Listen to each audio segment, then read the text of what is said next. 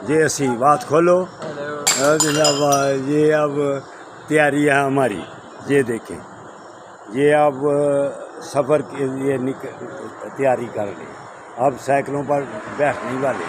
लो भाई, अब ये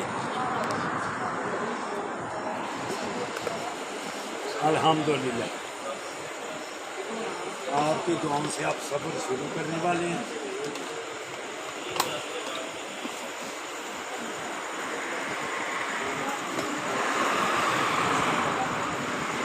अब सफ़र हाँ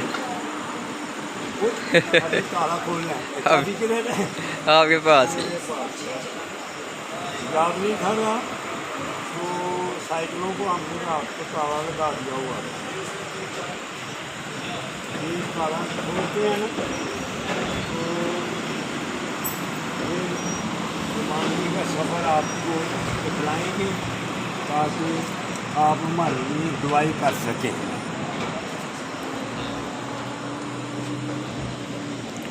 दोनों साइकिलों को ताला लगा लिया हुआ था। चाबी को घुमाए, पहले चाबी को घुमाए थे। उन्हें बाहर ही कड्डो ना, लो आगे।